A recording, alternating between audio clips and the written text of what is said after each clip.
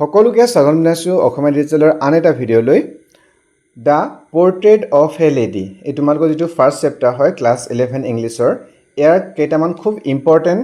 Question answer মানে আজি এইটো ভিডিঅ'ত আমি ইয়াৰ খুব কেইটামান ইম্পৰ্টেণ্ট মানে প্ৰিভিয়াছ ইয়েৰ অহা কেইটামান খুব ইম্পৰ্টেণ্ট আৰু কেইটামান খুব গুৰুত্বপূৰ্ণ প্ৰশ্ন উত্তৰ আজি আমি এইটো ভিডিঅ'ত আলোচনা কৰিম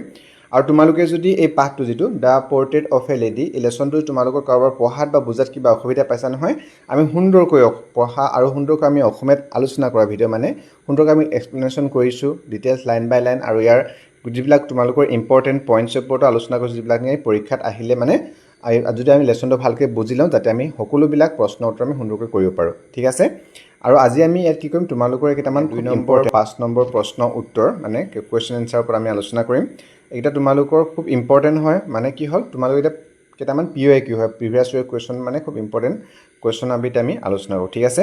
প্ৰথমতে আমি ইয়াত লৈছোঁ তোমালোকৰ 2 মাৰ্কছ কুৱেশ্যন শ্বৰ্ট আনসাৰ টাইপৰ 2 নম্বৰীয়া কেইটামান প্ৰশ্ন লৈছোঁ তাৰপিছত আমি 5 নম্বৰ তোমালোকৰ যিটো 5 নম্বৰ অৰিয়া প্ৰশ্ন আহে আৰু এইটো চেপ্টাৰৰ পৰা খুব অহা দেখা যায় গতিকে আমি কেইটামান খুব গুৰুত্বপূৰ্ণ প্ৰশ্ন উত্তৰ আজি আমি এইটো আলোচনা কৰিম ঠিক আছে আৰু আন তোমালোকৰ কৈছোঁ তোমাৰ অলৰেডি যে আন তোমালোকৰ কুৱেশ্যন এনচাৰ ভিডিঅ' হওক বা তোমালোকৰ ক্লাছ 11 ইংলিছৰ আন চেপ্টাৰবিলাকৰ ভিডিঅ' বাই তোমালোকৰ ডেছক্ৰিপশ্যনত তোমালোকৰ ক্লাছ 11 ইংলিছ প্লেলিষ্ট বুলি এটা দিয়া আছে বা তাত মই লিংক দি দিম তাত গৈ তোমালোকে সেইবিলাক ভিডিঅ' চাব পাৰিবা যদি চোৱা নাই বাৰু এতিয়া প্ৰথমতে 1 নম্বৰ তোমালোকৰ প্ৰশ্ন আমি কি লৈছোঁ চোৱা mention the 3 phases of the author's relationship with his grandmother before he left the country to study abroad এটা PIQ হয় এটা প্ৰিভিয়াছ ইয়েৰ কুৱেশ্যন হয় ইম্পৰ্টেণ্ট কুৱেশ্যন হয় কি হয় কুৱেশ্যন চোৱা আমি লেচনটো অলৰেডি আলোচনা কৰিলোঁ হয়নে তাত মানে 3টা ফেজত আমাৰ যেহেতুকে ইয়াত কি আছিলে নাতি খুশৱন্ত সিং নাতি ল'ৰা আইতাকৰ কাহিনী যিটো নেকি একেবাৰে সৰু অৱস্থা তাৰপিছত স্কুলীয়া তাৰপিছত কি স্কুল মানে যেনেকৈ চহৰলৈ গ'ল সেইটো এটা ফেজ আছিলে তাৰপিছত ইউনিভাৰ্চিটিৰ এটা ফেজ আছিলে গতিকে সেইটো 3টা ফেজ হয় মেনশ্যন দ্য 3 phases 3টা তোমালোক ফেজেছ বা পৰ্যায় উল্লেখ কৰা গৈছে মেনশ্যন মানে উল্লেখ কৰা 3 phases 3টা পৰ্যায় অফ অথৰ্ছ ৰিলেশ্যনশ্বিপ মানে লেখকৰ ৰিলেশ্যনশ্বিপ মানে সম্পৰ্ক কোন আছিল লেখক খুশৱন্ত সিং হয়নে হিজ গ্ৰেণ্ডমাৰ উইথ হিজ গ্ৰেণ্ডমাৰ তেওঁৰ আইতাকৰ লগত before he left the country two study abroad যেতিয়া নেকি বিফৰ মানে আগতে মানে দেশখন এই যেতিয়া নেকি বিদেশত পঢ়িবলৈ গৈছিল সেই পঢ়িবলৈ যোৱা আগৰ 3টা ফেজ বা 3টা পৰ্যায় আমাক লিখিবলৈ কৈছে ক'বলৈ কৈছে ঠিক আছে আমি এনচাৰ লিখিছোঁ চোৱা দ্য 3 phases were মানে দ্য 3টা কি আছিলে পৰ্যায় আছিলে কেইটা ফাৰ্ষ্ট ফেজ আমি লৈছোঁ চোৱা the first phase the period of early childhood spent together in the village where they were completely dependent on each other আমি পাঠত যেতিয়া আমি পঢ়িছিলোঁ আলোচনা কৰি আমি পাইছিলোঁ হয়নে তোমালোক আৰু এটা মই খুব ইম্পৰ্টেণ্ট কওঁ যে তোমালোকে পাঠটো যে তোমালোকে ভালকৈ খৰচি মাৰি পঢ়া নহয় তোমালোকে যে ভালকৈ বুজি লোৱা নহয় যিকোনো প্ৰশ্ন উত্তৰ আহে তোমালোকে চিম্পলি লিখিব পাৰিবা আৰু প্ৰশ্নবিলাকতো তেনেকৈ আহে তোমালোকে আজিকালি কি হয় মানে আণ্ডাৰষ্টেণ্ড তোমালোকে পাঠটো বুজি পাইছানে নাই তাৰ ওপৰত ডিপেণ্ড কৰি প্ৰশ্নবিলাক আহে ন গতিকে তোমালোকে কৰবাত যদি অকণমান ডাউট লাগি গৈছে ন তেতিয়াহ'লে মই যিটো আমি আলোচনা কৰিছোঁ অকণমান লাইন বাই লাইন নতুনকৈ এটা ভিডিঅ' দিয়া আছে তোমালোকে তাৰ লিংক এইটো ভিডিঅ'ত লৈছোঁ দিম তাত গৈ তোমালোকে সেইটো এবাৰ চাই ল'বা বাৰু কি আছে প্ৰথম ভিডিঅ'ত কি কৈছে ফাৰ্ষ্ট ভিডিঅ' আছিলে দ্য পিৰিয়ড সেই সময়খিনি আৰ্লি চাইল্ডহুড যেনেকৈ আৰ্লি চাইল্ড সেই শৈশৱকালৰ সময়টোত স্পেণ্ড টুগেডাৰ য'তে তেওঁলোকে স্পেণ্ড টুগেডাৰ একেলগে পাৰ কৰিছিলে ইন দ্য ভিলেজ ক'ত গাঁৱত হয়নে হুৱেৰ য'ত তেওঁলোকে দে ৱেৰ কমপ্লিটলি ডিপেণ্ডেণ্ট অন ইটছ আদাৰ তেওঁলোকে ইজনে ইজনৰ ওপৰত সম্পূৰ্ণভাৱে ডিপেণ্ডেণ্ট আছিলে তেওঁলোকে কি হৈছিলে যেতিয়া নেকি নাতিয়ে খুশৱন্ত সিঙৰ ৰাতিপুৱা আইতাকে জগাই দিছিলে স্কুললৈ ৰেডি কৰাই দিছিলে স্কুললৈ একেলগে গৈছিলে আৰু স্কুলৰ পৰা একেলগে আহিছিলে সেই সকলোখিনি আমি পাঠত পাইছোঁ সেইটো আছিলে তোমালোকৰ ফাৰ্ষ্ট ফেজ ছেকেণ্ড দ্বিতীয়টো পৰ্যায় আছিলে the city life where they shared a room but the author went to an English school reducing their interaction আমি কি পাইছিলোঁ দ্য চিটি লাইফ যেতিয়া নেকি মাক দি পেৰেণ্টছে যেতিয়া নেকি চহৰত অকণ কি হৈ গৈছিলে এষ্টাব্লিছ তাৰপিছত তেওঁ লৈ গৈছিলে আইতাকে নাতিয়কে হয়নে দ্য চিটি লাইফটো ছেকেণ্ড ফেজ দিছে যেতিয়া নেকি হুৱেৰ য'ত নেকি দে তেওঁলোকে শ্বেয়াৰ কৰিছিলে এই ৰুম এটা ৰুম একেলগে তেওঁলোকে আছিলে ন বাট কিন্তু the author went to an English কিন্তু নাতিয়ে ক'লে এটা অথৰে লেখকে ক'লে গৈছিলে এটা ইংলিছ স্কুললৈ নাম লগাইছিলে তাত গৈছিলে ৰিডিউচিং দেয়াৰ তাৰপিছত লাহে লাহে তেওঁলোকৰ মাজত এইটো মানে বেছি সময় পোৱাটো তেওঁলোকৰ ইণ্টাৰেকশ্যনটো সময়টো একেলগে থকা সময়টো তেওঁলোকৰ কমি গৈছিলে হয়নে সেইটো দ্বিতীয় ফেজ আৰু থাৰ্ড ফেজটো কি আছে third phase the university phase where the author got a separate room snapping the final link of their friendship কি আছিলে তাৰ থাৰ্ড ফেজটো আছিলে এব্ৰড যোৱাৰ আগতে যিটো তেওঁলোকৰ ইউনিভাৰ্চিটি ফেয়াৰ যিটো নেকি তেওঁলোকে ইউনিভাৰ্চিটিত মানে খুচুৰা লেখকে যেতিয়া নেকি ইউনিভাৰ্চিটিত পঢ়িবলৈ গৈছিলে তেওঁলোকে তাৰ অৰ্থৰ কাৰণে হুৱে দ্য অৰ্থৰ য'ত নেকি লেখকক গট এ ছেপাৰেট তেওঁলোকে এটা ছেপাৰেটকৈ বেলেগ এটা ৰুম দিয়া হৈছিলে snapping the final link of their friend তেওঁলোকৰ যি বন্ধুত্ব সেইটো তেওঁলোকৰ ফাইনেল সেইটো মানে আজৰি লোৱা না হৈছিলে যেতিয়ালৈকে ডাঙৰ হৈ গৈছিলে ৰাইটাৰ তেতিয়া কি হৈছিলে তেওঁলোকে বেলেগ মানে ইউনিভাৰ্চিটিত পঢ়িবলৈ যোৱাৰ সময়ৰ পৰাই যে ডাঙৰ হৈ আহিছিলে লেখক তেতিয়া তেওঁৰ কাৰণে বেলেগ এটা আৰু কোঠা দিয়া হৈছিলে আৰু তাত তেওঁলোকে বেলেগ বেলেগ থকাৰ কাৰণে তেওঁলোকৰ যি ফ্ৰেণ্ডশ্বিপটো সেইটো অকণমান মানে ইণ্টাৰেকশ্যনটো কমি আহিছিলে লাহে লাহে বন্ধুটো অকণমান মানে কি হৈছিলে অকণমান দূৰ হৈছিলে বেছি মানে ক্ল'জ হোৱা নাছিলে এতিয়া আমি তিনিটা পৰ্যায় পাওঁ প্ৰথম পৰ্যায়ত কি পালোঁ যিটো নেকি গাঁৱত একেলগে আছিলে দ্বিতীয়টো প্ৰথম চহৰলৈ আহি মেলি এতিয়া স্কুল লাইফটো আছিলে ইংলিছ স্কুলখন নতুনকৈ এডমিশ্যন লৈ তাৰপিছতে যিটো ইউনিভাৰ্চিটি লাইফটো তিনিটা ফেজ আমি পালোঁ হয়নে আমি অকণমান মানে ডিটেইলছ আলোচনা কৰি গৈছোঁ তেতিয়াহে কি হয় আমি বুজি পোৱাত সুবিধা হ'ব প্ৰশ্নবিলাক মনতো থাকিব আমি প্ৰশ্নত আমি নিজে নিজে কিছুমান উত্তৰবিলাক কি কৰিব পাৰিম তেতিয়া নিজে নিজে সাজি লিখিব পাৰিম চ' সেইকাৰণে আমি এনেকৈ গৈছোঁ অকণমান দীঘলীয়া হ'ব পাৰে কিন্তু ইম্পৰ্টেণ্ট হয় ঠিক আছে তো 2 নম্বৰ হৈছে তোমালোকৰ why was the grandmother unhappy about the author's new English school in the city কি হৈছে why was the grandmother unhappy কিয় হোৱাই গ্ৰেণ্ড মাদাৰ আনহেপ্পী আছিলে মানে সুখী হোৱা নাছিলে about the author's new English যেতিয়া নেকি লেখকে কি কৈছিলে এটা নতুন স্কুললৈ নিউ ইংলিছ যেতিয়ালৈকে চহৰত গৈছিলে তাৰপিছত কি হৈছিলে এখন নতুন ইংলিছ স্কুল মানে ইংলিছ মিডিয়াম ইংলিছ স্কুলত তেওঁলোকে লেখকে এডমিশ্যন লৈছিলে সেইটোক লৈ আইতাকে কিয় সুখী হোৱা নাছিলে বা তেওঁ অসুখী আছিলে এনচাৰ আমি লিখিম যে কি she was unhappy because they taught English and western science instead of God and scriptures furthermore she was deeply distressed to learn that music lessons were being given which she considered unrefined for gentlefolk কি পাইছিলোঁ কিয় সুখী হোৱা নাছিলে আইতাকে কাৰণ আমি যে ওপৰে চাবলৈ যাওঁ ক'বলৈ যাওঁ চোৱা আইতাক আছিলে যিটো মানে গাঁৱলীয়া পুৰণি মানে যিবিলাক পৰম্পৰাগত যি শিক্ষা ব্যৱস্থা বা তেওঁলোকৰ ভগৱান বা ধৰ্মশাস্ত্ৰ সেইবিলাকৰ লগত জড়িত এগৰাকী ব্যক্তি নাছিলে হয় নহয় গতিকে যিবিলাক নতুন নতুন ইংলিছ লগত গৈ মেলি কি শিকিছিলে বিজ্ঞানৰ কথা শিকিছিলে ইংলিছ নতুন নতুন শব্দ ৱৰ্ড শিকিছিলে বা নতুন ভাষা শিকিছিলে সেইবিলাক আইতাকে শিকাই দিবও পৰা নাছিলে প্ৰথম অৱস্থাত যেতিয়া নেকি গাঁও অঞ্চলত যেতিয়া আইতাকে সম্পূৰ্ণ নাতিকক চাই দিছিলে তাৰপিছত মিউজিক যিটো শিকাইছিলে মিউজিকটো আইতাকে শিকাটো একেবাৰে আইতাকে ভাল পোৱা নাছিলে সেইখিনি মূল কথা আছিলে আমি সেইখিনি লিখিছোঁ চোৱা শ্বি ৱাজ আনহেপ্পী বিকজ তাই মানে আইতাকে তেখেতে অসুখী আছিলে বা সুখী হোৱা নাছিলে বিকজ কাৰণ দে taught English and western science কাৰণ ইংলিছ আৰু পশ্চিমীয়া যিটো ছায়েন্স পাইছিলোঁ নহয় পাঠটোত কি আছিলে আৰ্কিমেডিছ ল মানে কি আছিলে আৰু কি আছিলে এইটো আৰু কি কিবা কিবি শিকিছিলে মধ্যাকৰ্ষণ সূত্ৰ এইবিলাক শিকিছিলে সেইবিলাক আমি পাইছিলোঁ পাঠটোত গতিকে কি কৈছে যে taught English and western science instead of মানে পৰিৱৰ্তে গড এণ্ড স্ক্ৰিপচাৰ্ছ ভগৱান বা ধৰ্মশাস্ত্ৰৰ বিষয় এইবিলাক শিকোৱাৰ পৰিৱৰ্তে ইংলিছ আৰু ৱেষ্টাৰ্ণ ছায়েন্স শিক্ষা দিয়াৰ বাবে আইতাকে প্ৰথম অসুখী আছিলে সুখী হোৱা নাছিলে ফাৰ্ডাৰমোৰ ইয়াৰ উপৰিও she was deeply distress to learn that মানে তেখেতে খুব ডিপলি গভীৰভাৱে ডিষ্ট্ৰেছ মানে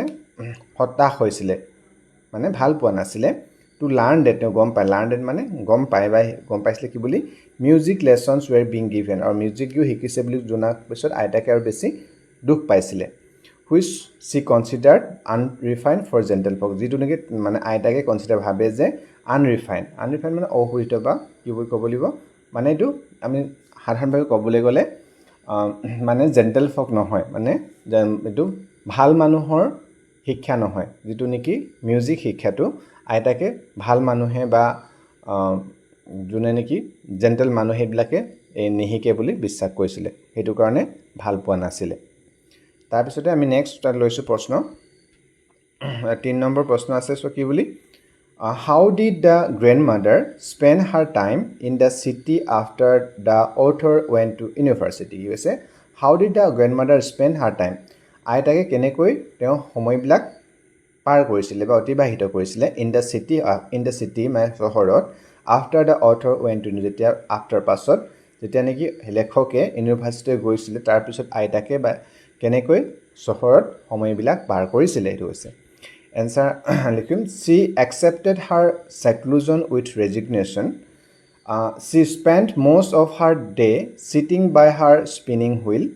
reciting her prayers and feeding the sparrows in the afternoon. আমি কি পাইছিলোঁ পাঠটোত? She accepted her seclusion with resignation. মানে তেখেতে একচেপ্ট কৰিছিলে, গ্ৰহণ কৰিছিলে seclusion with resignation. মানে seclusion মানে যিটো অকলশৰীয়া বা একাকিত্ব, সেইটো কয় ন, মানে একাকিত্বটো তেওঁ নীৰৱে গ্ৰহণ কৰিছিলে, সেইটো মানে তেখেতে গ্ৰহণ কৰি লৈছিলে, যে মানে অকলশৰীয়া অৱস্থাটো তেওঁ গ্ৰহণ কৰি লৈছিলে। কেনেকৈ পাৰ কৰি লৈছিলে? She spent most of the day, মানে পাৰ কৰিছিলে তেখেতে তাৰ most of the day, দিনটো সৰহভাগ সময় কেনেকৈ চিটিং বাই হাৰ স্পিনিং হুইল, মানে চিটিং বহি মেলি ক'ত, সূতা যঁতৰ, স্পিনিং হুইল মানে যঁতৰ ইয়াত বহি মেলি পাৰ কৰিছিলে। ৰিচাইটিং হাৰ প্ৰেয়াৰ্ছ, আৰু কি কৰিছিলে, প্ৰাৰ্থনা, এই সকলো সময়তে আইতাই কি কৰি আছিলে, প্ৰাৰ্থনা মুখেৰে আওৰাই আছিলে, প্ৰাৰ্থনা গাই আছিল থাকে।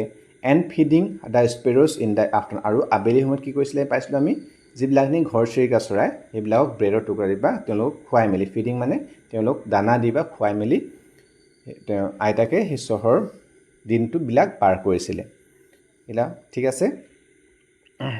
তাৰপিছতে আছে 4 নম্বৰ, what was the happiest half hour of the day for the grandmother. কি কৈছে, এতিয়া একেটা ইয়াতে আমি পাইছিলোঁ happiest, what was the happiest half hour, কি কোনটো দ্য সকলোতকৈ সুখৰ বা ভাল পোৱা আধা ঘণ্টা আছিলে অফ দ্য দিনটোৰ ভিতৰত ফৰ দ্য গ্ৰেণ্ড মাদাৰ, আইতাৰ বাবে কোনটো এই আধা ঘণ্টা সময়টো আইতাৰ সকলোতকৈ সুখ বা ভাল লগা সময় আছিলে দিনটোৰ ভিতৰত। কোনটো পাইছিলোঁ আমি, যেতিয়া নেকি ঘৰচিৰিকাবিলাকক দানা দিছিলে, খুৱাইছিলে, সেইটোৱে আছিলে ন। তো আমি লিখিব পাৰোঁ দে কি এনচাৰ হ'ব, the happiest half hour of the day was the afternoon when she sat in the verandah breaking bread into little bits to feed hundreds of sparrows that gathered around her. কি কৈছে, the happiest half hour of the day, মানে সকলোতকৈ সুখী আধা ঘণ্টাটো, দিনটোৰ আধা ঘণ্টাটো আছিলে যে ৱাজ দ্য আফটাৰনুন, সেই আবেলি সময়ৰ, when she sat in the verandah, যেতিয়া নেকি আইতাই কি হৈছে, তেখেতে মানে বাৰাণ্ডাত বহি লৈছিলে, তাৰপিছত ব্ৰেকিং ব্ৰেডৰ টুকুৰা সৰু সৰু ইনটু লিটিল বিটছ, মানে ব্ৰেডবিলাক সৰু সৰু টুকুৰাত ভাঙি মেলি টু ফিড তেওঁলোক খুৱাইছিলে হাণ্ড্ৰেডছ অফ স্পেৰ'জ, মানে তাৰ শ যেতিয়া নেকি ঘৰচিৰিকা আহি পৰিছিলে, গেডাৰ্ড এৰাউণ্ড, তাৰ আইতাৰ চাৰিওফালে কেতিয়াবা কোনোবা মূৰত ভৰিৰ ওপৰত এনেকৈ বহি যেতিয়া চাৰিওফালে পৰি লৈছিলোঁ, পাছটোত আমি পঢ়িবলৈ পাইছিলোঁ ন। চ' সেই তেওঁলোক খোৱা সেই সময়খিনি, সেই আধা ঘণ্টা সময়টো আইতাৰ কাৰণে সকলোতকৈ হেপিয়েষ্ট, মানে সকলোতকৈ সুখী সময় আছে, আধা ঘণ্টা সময় আছিলে। তাৰপিছতে 5 নম্বৰ প্ৰশ্ন, why did the grandmother think music had lewd associations. কি কৈছে, আইতাই যিহেতু গান শিকাটো, মিউজিক শিকাটো ভাল পোৱা নাছিলে, গান বুলি কোৱা নাই আৰু ইয়াত, এইটো কি বুলি কয়, মিউজিক বুলি কৈছে, মিউজিক শিকাটো কিয় ভাল পোৱা নাছিলে আৰু কিয় লিউড এছ'চিয়েশ্যন বুলি কৈছিলে। লিউড এছ'চিয়েশ্যন মানে কি হয়, কিবা বেয়া সংগতি বা অশ্লীল সংগতি, এইটো বেয়া ভাল বস্তু নহয়, মানে মিউজিক শিকাটো ভাল বস্তু নহয় বুলি কৈছিলে। এইবিলাক বেগাৰ্ছ বা হাৰ্লটছবিলাকৰহে তাত মনোপলি আছে, মানে তাৰ অধিকাৰ আছে বা একনায়কত্ব আছে, সেইটো কৈছিলে। মানে কি হ'ল, কৈছে হোৱাই ডিড গ্ৰেণ্ড মাদাৰ থিংক, আইতাই কিয় ভাবিছিলে যে এইটো মিউজিক শিকাটো এটা লিউড এছ'চিয়েশ্যন, মানে অশ্লীল সংগত বা বেয়া সংগতি বুলি কিয় ভাবিছিলে। এনচাৰ লিখিম আমি, according to her conservative and traditional mindset, music was not meant for decent noble families. She believed it was the exclusive monopoly of beggars and harlots. কি লিখিছোঁ আমি, একৰ্ডিং টু হাৰ, মানে তেওঁৰ আইতাৰ মতে বা তেখেতৰ মতে যিটো কনজাৰভেটিভ এণ্ড ট্ৰেডিশ্যনেল মাইণ্ডছেট, যিটো তেখেতৰ কনজাৰভেটিভ মানে সংৰক্ষণশীল, আৰু ট্ৰেডিশ্যনেল মানে পৰম্পৰাগত যিটো তেখেতৰ মাইণ্ডছেট হয়, যিটো চিন্তা, তাৰ মতে music was not meant for decent, মানে মিউজিকটো কোনো ডিচেণ্ট বা ন'বল ফেমিলিৰ কাৰণে, মানে ভাল পৰিয়ালৰ কাৰণে বা ভাল মানুহৰ কাৰণে নহয় বুলি বিশ্বাস কৰিছিলে। শ্বি বিলিভড ইট, তেওঁ বিশ্বাস কৰিছিল যে it was the exclusive monopoly, য'ত নেকি কি আছে, মনোপলি আছে, একস্বত্ব অধিকাৰ চেকাৰ, বেগাৰ্ছনে ভিক্ষাৰী, আৰু হাৰ্লটছ মানে গণিতকা বা যিবিলাক বেশ্যা সেইবিলাকক হাৰ্লটছ, গতিকে তেওঁলোকৰহে এইবিলাক শিকে বা অনুশীলন কৰে বুলি বিশ্বাস কৰিছিলে আইতাকে। চ' সেইকাৰণে তেওঁ লিউড এছ'চিয়েশ্যন বুলি কৈছিল, মানে সেইবিলাক ভাল নহয়, বেয়া সংগ হয় বা বেয়া সংগতি বা ভাল বস্তু নহয় বুলি, মিউজিকটো ভাল নহয় বুলি কৈছিলে আইতাই। চ' তাৰপিছতে আমি নেক্সট প্ৰশ্ন, তোমালোকক যিবিলাক 2 নম্বৰ প্ৰশ্ন আছিলে সেই 2 নম্বৰীয়া কুৱেশ্যন এনচাৰ আমি কৰিলোঁ, 2 নম্বৰ 3 নম্বৰ তেনেকৈ যি হওক তোমালোকে পাৰিবা সেইকেইটা লিখিব। তাৰপিছতে 5 মাৰ্কৰ, যেতিয়া আমি 5 নম্বৰ প্ৰশ্ন তোমালোকৰ প্ৰায় আহে আমি দেখি আছোঁ আৰু এইটো চেপ্টাৰৰ পৰা এটা বা কেতিয়াবা দুটালৈকে প্ৰশ্ন আহে তাৰপৰা দুটা তোমালোক প্ৰশ্ন 4টা 5টা দিয়ে তাৰপৰা 3টা বা কেতিয়াবা হেনে কৰিবলৈ দিয়ে হয়নে সো প্ৰথমতে লৈছোঁ আমি 6 number draw a character sketch of the author's grandmother as depicted in the portrait of a lady highly এটো মানে তোমালোক খুব ইম্পৰ্টেন্ট এটা কোৱেশ্চন হয় কি কৈছে চোৱা draw a character sketch মানে এটা ছবি এখন তোমালোকক আঁকিব কৈছে মানে এটা তোমালোকৰ ছবি এনেকৈ কিবা ছবিৰ কথা ক'বলৈ লিখিব কৈছে আৰু এটা কি কৈছে চৰিত্ৰ এটা বৰ্ণনা দিব কৈছে তোমালোকক ছবি মানে অংকন কৰিব কৈছে অথৰ্স আইতাৰ মানে লেখকৰ আইতাকৰ এজ ডেপিক্টেড মানে কি য'ত নেকি চিত্ৰিত কৰা হৈছে মানে কাহিনীটো দেখুওৱা হৈছে ঠিক তেনেকুৱাকৈ the portrait of the ladies যিটো কাহিনী হয় তাত যেনেকৈ ডেপিক্টেড কৰা হৈছে মানে দেখুওৱা হৈছে চিত্ৰিত কৰা হৈছে তাই সেই এটা তোমালোকক চৰিত্ৰৰ বৰ্ণনা কৰিব কেৰেক্টাৰ স্কেচ মানে চৰিত্ৰৰ বৰ্ণনা তোমালোক কৰিবলৈ কৈছে আইতাৰ চৰিত্ৰটো এনসাৰ আমি লিখিম The grandmother was a deeply religious, kind-hearted and strong-willed woman. Physically, she was short, fat, slightly bent with age, and dressed in spotless white, embodying an immense of pure white serenity. আমি কি পাইছিলে পাঠৰ পাইছোঁ চোৱা the grand আইতা কেনেকুৱা আছিলে প্ৰথমতে বৰ্ণনা দি লৈছে the গ্ৰেণ্ডমাদাৰ was a deeply religious মানে আইতা খুব এটা ৰিলিজিয়াছ আছিলে মানে ধৰ্ম বিশ্বাসী হয়নে ৰিলিজিয়াছ কাইণ্ড হাৰ্টেড খুব মানে দয়ালু এগৰাকী মহিলা আৰু কিন্তু আৰু ষ্ট্ৰং উইল মানে খুব ষ্ট্ৰং মানে শক্তিশালী উইল পাৱাৰ মানে ইচ্ছাশক্তি থকা এগৰাকী মহিলা আছিলে ফিজিকেলি মানে শাৰীৰিকভাৱে চি ৱাজ শ্বৰ্ট মানে আইতা কি পাইছিলোঁ আমি তাত লেচনতো লিখা আছে যে শ্বৰ্ট চব চাপৰ আছিলে ফেট অকণমান শকত আছিলে অকণমান স্লাইটলি বেণ্ট মানে অকণমান কোজা হাউলি যোৱা আছিলে উইথ এজ মানে বয়স অনুপাতে স্লাইটলি বেণ্ট আছিলে মানে অকণমান হাউলি যোৱা আছিলে and dress in spotless white আৰু প্ৰায় সকলো সময়তে ড্ৰেছ মানে পৰিধান কৰি আছিলে কি স্পটলেছ হোৱাইট মানে কোনো দাগ নোহোৱা বগা বস্ত্ৰ পৰিধান কৰি আছিলে মানে embodying and expanse pure of white serenity পাইছোঁ নহয় যে এটা শুদ্ধ পবিত্ৰ বগা মানে সেইটো তাত ফুটি উঠিছিলে তাৰ সাজপাৰত এনেকৈ লিখিলোঁ প্ৰথমতে এইটো বৰ্ণনা দিলে হয়নে আইতাকৰ চৰিত্ৰ বৰ্ণনা কৰিব গৈছে গতিকে তাৰপিছতে she was deeply attach to her grandson during his childhood helping him get ready and walking him to the village school. Her deep-rooted spiritual nature is evident as her lips constantly moved in silent prayer and her fingers told the beats of her rosary. আমি কি পাইছিলোঁ আৰু she was deeply attached মানে খুব attached হৈ আছিলে সংলগ্ন হৈ আছিলে কাৰ লগত to her grandson মানে নাতিয়েকৰ during his childhood মানে যেতিয়া নেকি নাতিয়েকৰ শৈশৱ বা ল'ৰালিৰ সময়ত আইতাকে খুব তাৰ লগত এটেচ হৈ আছিলে বা একেলগে আছিলে হেল্পিং হিম সহায় কৰিছিলে গেট ৰেডি এণ্ড ৱাকিং টু দ্য ভিলেজ স্কুল মানে স্কুললৈ যোৱাৰ পৰা আৰম্ভ সকলো সহায় কৰিছিলে her deep rooted spiritual nature evident আৰু তাৰ তেখেতৰ যিটো ডিপ মানে একদম শক্তিশালী যিটো তেওঁৰ স্পিৰিচুৱেল মানে আধ্যাত্মিক যিটো তেখেতৰ প্ৰকৃতি আছে সেইটো মানে সেইটো প্ৰমাণ কি সেইটো এটা এভিডেন্স হিচাপে কি আছে হাৰ লিপছ কনষ্টেণ্টলি মুভ চাইলেণ্ট প্ৰেয়াৰ কৈছে মানে উঠকেইটা এনি টাইম মানে কিবা এটা প্ৰাৰ্থনা আওৰাই আছিলে মুখৰ এনি টাইম আৰু তাৰ আঙুলিত সদায় এটা ৰজাৰী যিটো নেকি ৰজাৰী কি পাইছিলোঁ আমি জপমালা জপি আছিলে এনি টাইম পাইছোঁ ন আৰু she possess immense love for animals feeding village dogs with stale chapatis and city sparrows with bread crumbs she was also' a progressive yet conservative women who faced changing times and her own isolation with dignity and silence never complaining about her loneliness কি কৈছে she possessed immense love for animals মানে তেওঁ পজেছ কৰিছিল পজেছ মানে actually কি হয় তোমাৰ অধিকাৰ কৰাব ইয়াত কি হ'ব আমি অন্তৰ্নিহিত ভিতৰত থকা মানে কি হ'ল প্ৰচুৰ ভাল পোৱা কাৰণে জীৱ জন্তুৰ প্ৰতি তেওঁ প্ৰচুৰ ভাল পোৱা আছিলে মনৰ ভিতৰত এইটো ক'ৰ পৰা আমি ফিডিং ভিলেজ ডগছ যেতিয়া নেকি গাঁৱত এটা গাঁও কুকুৰবিলাক যিটো নেকি ষ্টল চাপাতি দিছিলে ন বাঁহী ৰুটি খুৱাইছিলে ষ্টল চাপাতি পাইছিলোঁ চিটি স্পিৰ আৰু যেতিয়া নেকি চহৰত অহাৰ পিছত যিবিলাক নেকি ঘৰচিৰিকা চৰাই আছিলে সেইবিলাক বেডৰ টুকুৰা খুৱাইছিলে গতিকে জীৱ জন্তুৰ প্ৰতি সেই মৰম ভাল পোৱা আমি ইয়াত দেখিবলৈ পাইছিলোঁ C was also' a progressive yet conservative যদিও তেখেতৰ প্ৰগতিশীল মানে প্ৰগ্ৰেছিভ মানে প্ৰগতিশীল বা উদাৰ মনৰ আছিলে কিন্তু তথাপি সংৰক্ষণশীল আছিলে বহু ক্ষেত্ৰত তেওঁলোকে যেতিয়া নেকি ধৰ্মৰ বিশ্বাস কৰিছিলে নাতিয়েকৰ যিবিলাক নেকি আধুনিক শিক্ষা সেইবিলাকত ইমান ভাল পোৱা নাছিলে সেইবাবে আমি গম পাইছোঁ ফেচ কনজাৰভেটিভ আছিলে যদিও মানে কি উদাৰ আছিল তথাপি মানে অলপ সংৰক্ষণশীল আছিলে উইমেন হু ফেচ চেঞ্জিং টাইমছ যিটো নেকি সময় যে পৰিৱৰ্তন হৈ আছে সেইটো তেওঁ মুখামুখি হৈছিলে তাৰপিছত her own isolation with dignity and silence যোনে আইচলেশ্যন হয় মানে অকলশৰীয়া অৱস্থা সেইটো নীৰৱে গ্ৰহণ কৰিবলৈ হৈছিলে never complaining about her loneliness কিন্তু তথাপি তেখেতৰ যিটো অকলশৰীয়া বা একাকীত্ব সেইটো কাৰণে কেতিয়াও কমপ্লেইন কৰা নাছিলে হয়নে এইটো আছিলে আমি আইতাৰ যিটো চৰিত্ৰ হয় আমি দেখা পাইছোঁ আইতাৰ চৰিত্ৰ বৰ্ণনা আমি এনেকৈ কৰিব পাৰোঁ তোমালোকে এনেকৈ লিখিব পাৰা ঠিক আছে ইয়াত তোমালোক লিখাবিলাকত নহয় তোমালোক এই যিবিলাক দীঘলীয়া প্ৰশ্ন উত্তৰ তোমালোক এটা কথা কওঁ তোমালোকে যে একেবাৰে মুখস্থ কৰিবলৈ কেতিয়াও চেষ্টা নকৰিবা আজিকালি জানাই তোমালোকে যিকোনো কুৱেশ্যন মুখস্থ কৰি গ'লে কুৱেশ্যনটো অকণমান কেতিয়াবা ক'বাতে তোমালোক অকণমান কনফিউজন কাৰণে কুৱেশ্যনটো অকণ পেটাৰ্ণটো বেলেগকৈ দিব পাৰে কিন্তু যদি তোমালোকে প্ৰশ্নটো বুজি লোৱা নহয় আমি যদি গোটেই পাঠটো কি ক'ব বিচাৰিছে সেইবিলাক আমি ভালকৈ ক্লিয়াৰ হৈ লওঁ তেতিয়া তোমালোকে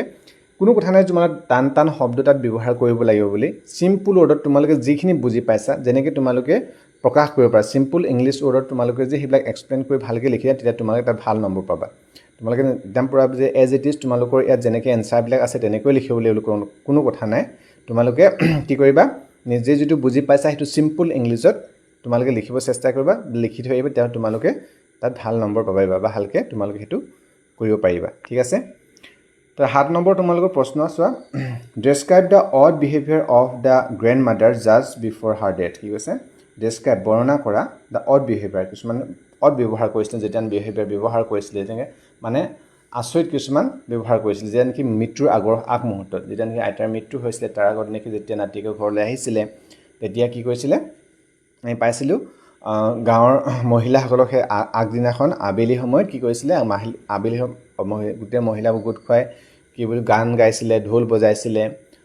তাৰপিছতে কি ফূৰ্তি ফাৰ্তা কৰিছিলে পূৰা ঢোল তাৰপিছতে কি পাইছিলোঁ সেইদিনাখন আইতাই কোনো আগদিনাখনতে সদায় প্ৰাৰ্থনা কৰা মানুহগৰাকী কোনো প্ৰাৰ্থনা কৰা নাছিলে এইবিলাক আমি পাইছিলোঁ হয়নে গতিকে সেই অড ব্যৱহাৰবিলাক যেনেকৈ আচৰিত কিছুমান ব্যৱহাৰ কৰিছিলে সেইবিলাক লিখিব কৈছে আমি এনচাৰ লিখিব পাৰোঁ on the evening before her death the grandmother experience a sudden change for the first time in her life she did not pray instead she collected the women of the neighbourhood got an old dilapidated drum and sang for hours to celebrate the homecoming of her grandson. কৈছোঁ আমি চোৱা on the evening মানে সেইদিনাখন আবেলি সময়ত before her death মানে মৃত্যুৰ আগতে the grandmother experience a sudden change মানে আমি আইতাক এটা মানে বেলেগ পৰিৱৰ্তন চেঞ্জ এটা দেখিবলৈ পোৱা গৈছিলে মানে আকস্মিক পৰিৱৰ্তন দেখিবলৈ পোৱা গৈছিলে ফৰ দ্য ফাৰ্ষ্ট টাইম প্ৰথমবাৰৰ বাবে ইন হাৰ লাইফ আইতাৰ মানে জীৱনত কি হৈছিলে চি ডিড নট প্ৰে তেওঁ প্ৰাৰ্থনা গোৱা নাছিলে মুখে আওৰা নাছিলে ইনষ্টেড চি কালেক্টেড তাৰ পৰিৱৰ্তে কি হৈছে তেওঁ মাতি আনিছিলে উইমেন অফ দ্য নেইবাৰহুড মানে ওচৰ মহিলাসকল মাতি আনি কি কৈছিলে gut an old dilapidated drum এটা মানে উৱলি যোৱা ঢোল কোৱাৰ পৰা আনি মেলি সেইটো পূৰা আৰু গান গাইছিলে আৰু ফৰ আৱাৰ্ছ বহু সময় ধৰি সেই ঢোলটোত বাজি মেলি তেওঁলোকে হোম কামিং যিটো গ্ৰেণ্ডছন যে ঘূৰি আছে তাৰ ঘৰলৈ ঘূৰি অহা আনন্দত তেওঁলোকে গীত গাইছিলে ঢোল বজাইছিলে হয়নে তেনেকুৱা পাইছিলোঁ তাৰ নেক্সট মৰ্ণিং পিছদিনাখন ৰাতিপুৱা কি হ'ল she fell ill with a mild fever even though' the doctor said it would go' she knew her end was near she refuse to waste any more time talking to family members she lay peacefully in bed praying silently and telling the beads of her rosary until her lips stopped moving and the rosary fell from her lifeless fingers. তাৰপিছত পাইছিলোঁ আমি পিছদিনাখন ৰাতিপুৱা কি হ'ল she fell ইল মানে গম পাইছিলোঁ এটা মানে জ্বৰ মানে অসুখ হৈছিলে মাইল্ড ফিভাৰ এটা মানে সৰু বেছি ডাঙৰ নহয় মাইল্ড ফিভাৰ মানে বেছি ডাঙৰ নহয় আৰু কম এটা জ্বৰ হোৱা মানে কি হ'ল ফিভাৰ হোৱা ইভেন টু তাৰ যদিও কি হয় দ্য ডক্টৰ ছেইড যদি কৈছিলে যে এইটোত মানে জ্বৰটো বেছি মানে সাধাৰণ এটা অসুখ হয় এইটো জ্বৰ হয় এইটো গুচি যাব কৈছিলে এইটো মানে ভাল হৈ যাব কৈছিলে কিন্তু ভাল হোৱা নাছিলে চি নিউ হাৰ কিন্তু আইতাই গম পাইছিলে যে এন ৱাজ নিয়েৰ মানে তাৰ সেই সময় আহি গৈছে বুলি কাষত পাইছে বুলি she refuse to waste any more time talking to family members মানে আইতাই কাৰোলগত মানে পৰিয়ালৰ কাৰোবাৰ লগত এনেই কথা পাতি সময় নষ্ট কৰিব বিচৰা নাছিলে মানে চিলে পিচফুল ইন বেড মানে বিছনাত পৰি আছিলে শান্তিৰে প্ৰেয়িং চাইলেণ্টলি আৰু মনে মনে প্ৰাৰ্থনা কৰি আছিলে টেলিং দ্য বিটছ অফ হাৰ ৰজাৰী আৰু যিটো জপমালা হয় ৰজাৰী যিটো জপমালা আমি পাইছিলোঁ পাঠ আলোচনা কৰিছোঁ এই জপমালাডাল এনেকৈ জপি আছিলে আনটিল হাৰ লিপ ষ্টপ যেতিয়ালৈকে তেখেতৰ ওঠকেইটা ৰখি গৈছিল এটা সময় ৰখি যোৱালৈকে ট্ৰেইন কৰি আছিলে মুভিং মানে ওঠকেইটা একেবাৰে জঠৰ হৈ গৈছিলে the rosary fell from her lifeless finger আৰু তাৰ ৰজাৰীডাল যে জপমালা হয় তেওঁৰ জীৱনহীন হাতৰ আঙুলিৰ পৰা সেই জপমাল পৰি গৈছিলে আৰু তেখেতৰ মৃত্যু হৈছিলে হয়নে এইখিনি আছিলে আইতাৰ মৃত্যু হোৱাৰ আগমুহূৰ্তৰ কিছুমান মানে অড বিহেভিয়াৰ আচৰিতজনক কিছুমান ব্যৱহাৰ আমি দেখিবলৈ পোৱা তাৰপিছতে আৰু এটা প্ৰশ্ন আমি লৈছোঁ ইয়াতে 8 নম্বৰ প্ৰশ্ন the sparrows mourn the death of the grandmother discuss how this is shown in the story কি কৈছে দ্য স্পেৰোজ ঘৰচিৰিকা বোলে মৰ্ন মানে হৈছে দুখ প্ৰকাশ কৰা শোক প্ৰকাশ কৰা দ্য ডেথ অফ দ্য গ্ৰেণ্ডমাদাৰ মানে আইতাৰ মৃত্যুৰ যিটো হয় মৃত্যুত মানে ঘৰচিৰিকা চৰাইবিলাকেও কি কৰিছিলে শোক প্ৰকাশ কৰিছিলে discuss how this is shown সেইটো মানে তোমালোকক আলোচনা কৰা কেনেকৈ এই কাহিনীটোত কেনেকৈ দেখুওৱা হৈছে ঘৰচিৰিকাবিলাকে যে আইতাৰ মৃত্যুত শোক প্ৰকাশ কৰিছে সেইটো এই কাহিনীটোত কেনেকৈ দেখুওৱা হৈছে সেইটো ক'বলৈ কৈছে এনচাৰ আমি লিখিম the story beautifully depicts a silent spiritual bond between the grandmother and the sparrows on the evening of her death thousands of sparrows flew in and set scattered all over the veranda where her body lay wrapped in a red shroud. কি পাইছিলোঁ the story beautifully ডিপিক্টছ মানে কাহিনীটোৱে যিটো কাহিনী সুন্দৰকৈ ইয়াত depict কৰিছে মানে বৰ্ণনা কৰিছে বা চিত্ৰিত কৰিছে যে এ চাইলেণ্ট স্পিৰিচুৱেল বন এটা মানে খুব শান্ত এটা আধ্যাত্মিক এটা সম্পৰ্ক বন বিটুইন কাৰ মাজত গ্ৰেণ্ডমাদাৰ আইতাৰ আৰু সেই ঘৰচিৰিকা স্পিৰিচুৱেলৰ মাজত এটা সম্পৰ্ক দেখুৱাইছে কাহিনীটোত on the evening of her death সেইদিনা আবেলি তেখেতৰ মৃত্যুৰ দিনাখন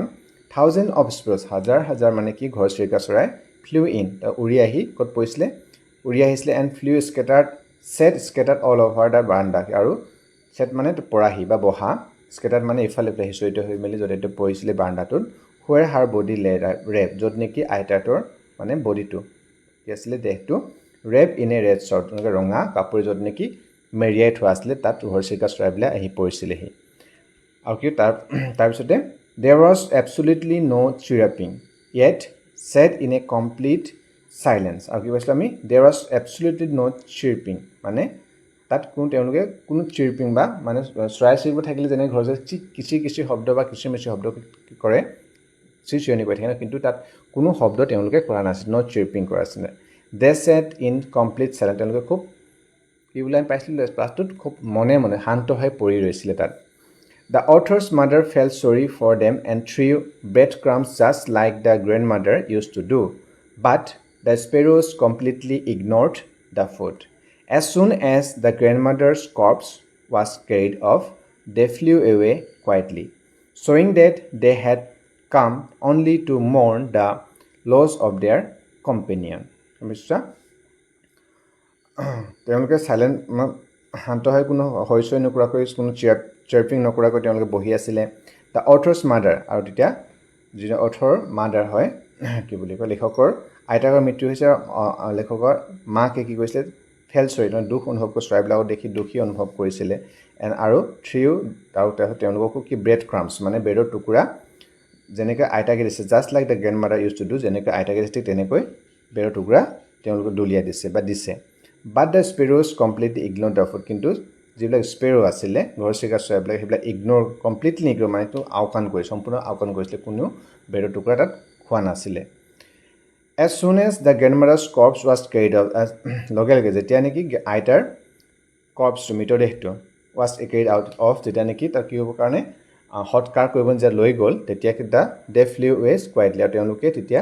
সেই ঘৰচিৰিকা চৰাইবিলাকো শব্দ হাই হৈ নকৰাকৈ তেওঁলোকেও কুৱাইটলি মানে কি উৰি গুচি গৈছিলে শ্বয়িং that they had come only to mourn the loss of their companion তেওঁলোকে এইটো দেখুৱাইছিলে যে তাত তেওঁলোকে কেৱল মাত্ৰ সেই মৃতদেহটো সুখ প্ৰকাশ মৰণ মানে সুখ প্ৰকাশ কৰিবলৈহে তেওঁলোকৰ কম্পেনিয়ন তেওঁলোকৰ যিটো বন্ধু মানে লগে মৃত্যু তেওঁলোক সুখ প্ৰকাশ কৰিবলৈ তালৈ আহিছিলে কোনো তেওঁলোকে চিৰাপিং কৰা দুখ প্ৰকাশ কৰিছিলে এনেকৈয়ে মানে পাঠটোত আমি ঘৰৰ চিৰিক্ৰাফ্টাৰবিলাকে কেনেকৈ দুখ প্ৰকাশ কৰিছিলে সেইটো আমি দেখিবলৈ পাইছিলোঁ হয়নে সো আজি আমি ইয়াত কেইটামান তোমালোকৰ খুব ইম্পৰ্টেণ্ট আমি কুৱেশ্যন এনসাৰ 2 নম্বৰ আৰু 5 নম্বৰ কুৱেশ্যনৰ ওপৰত আমি আলোচনা কৰিলোঁ এনসাৰবিলাক আলোচনা কৰিলোঁ ইয়াৰ পিছতো তোমালোকৰ আৰু কিছুমান ইয়াত যিবিলাক তোমাৰ ইম্পৰ্টেণ্ট হয় সেইবিলাকৰ ওপৰত নেক্সট ভিডিঅ' আমি আলোচনা কৰি যাম ইয়াৰ ওপৰত তোমালোকে কোনটো চেপ্টাৰ ইংলিছৰ কোনটো চেপ্টাৰ বা তোমালোকৰ বুজি পোৱাত বা তোমালোকৰ ভিডিঅ' লাগে বা কেনেকুৱা কুৱেশ্যন এনসাৰ ভিডিঅ' তোমালোক কমেণ্টছত কমেণ্ট কৰিবা নেক্সট ভিডিঅ' আমি নিশ্চয়কৈ আলোচনা কৰিম আৰু ইয়ালৈকে তোমালোকে এই ভিডিঅ'টো পাই তোমালোকৰ কাৰোবাৰ হেল্প হৈছে বুলি ভাবিছে তোমালোকে যখন বুজি পোৱাত সুবিধা হৈছে প্লিজ এটা লাইক কৰিবা তোমালোকৰ ফ্ৰেণ্ডৰ লগত শ্বেয়াৰ কৰি দিবা আৰু কোনোবা যেন নতুনকৈ তেনেহ'লে চেনেলটো ছাবস্ক্ৰাইব কৰি ল'বা কাৰণ এনেকুৱা ধৰণৰ ভিডিঅ' তোমালোকে এডিশ্যনত পাই থাকিবা ঠিক আছে থেংক ইউ ফৰ ৱাচিং দ্য ভিডিঅ'